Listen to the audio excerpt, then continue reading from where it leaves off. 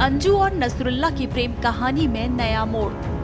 अंजू से पहले किया सगाई का वादा, अब बयान से पलटा नसरुल्ला। क्या है पाकिस्तानी प्रेमी का नया दांव? अंजू नसरुल्ला की कहानी में क्या सच क्या झूठ?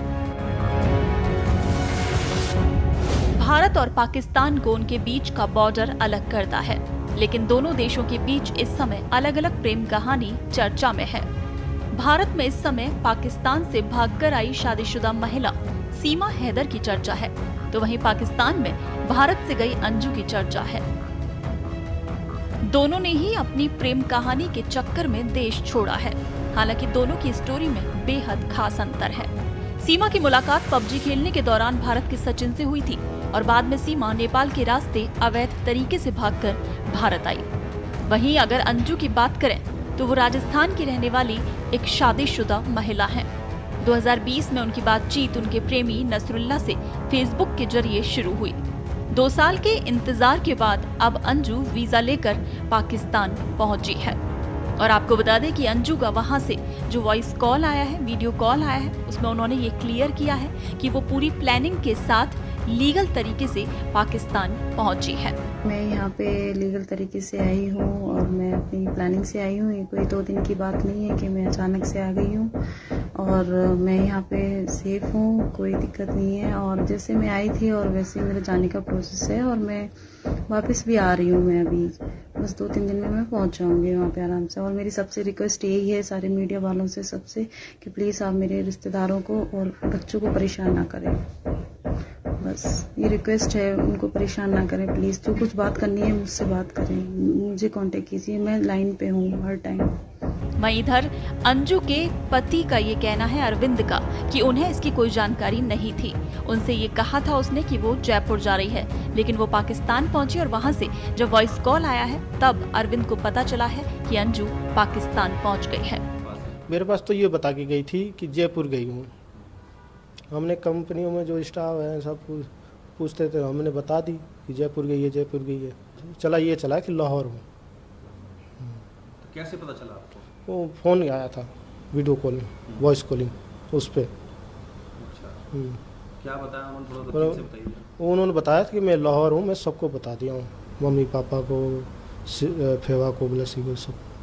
तो लाहौर क्या करने गई? ये मेरे को नहीं बताई कि लाहौर क्या करने गई है। क्लियर कट मेरे को नहीं पता इस बारे में कि क्यों गई है, कैसे गई है, ये नहीं मेरे को पता।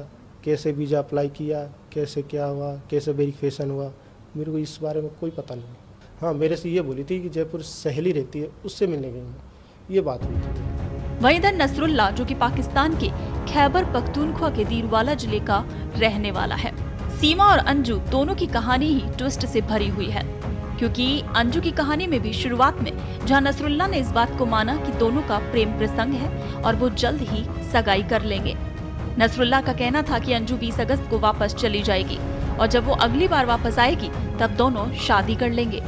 लेकिन 24 घंटे से भी कम समय में नसरुल्ला अपनी बात से पलट गया और नसरुल्ला ने स्थानीय प्रशासन को एक हलफनामा देकर कहा कि दोनों के बीच कोई प्रेम प्रसंग नहीं है।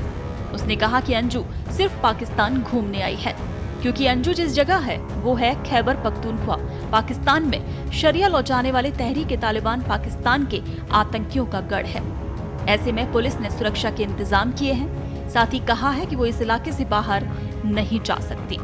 आपको बता दें कि जिस तरह से अफगानिस्तान में तालिबान ने सख्त शरिया कानून लागू कर रखा है, ठीक उसी तरह टीटीपी भी पाकिस्तान में शरिया लॉ लाना चाहता है। अफगानिस्तान में तालिबान के सत्ता में आने के बाद टीटीपी आतंकी एक बार फिर सक्रिय हो गए। लगातार टीटीपी आतंकी पाकिस्तानी सेना को निशाना बनाते रहते हैं। जब इमरान खान सत्ता में थे तब टीटीपी के साथ उन्होंने एक डील की थी। टीटीपी ने तब शर्त रखी थी कि पाकिस्तान के खैबर पख्तूनख्वा में शरिया कानून लागू किया जाए।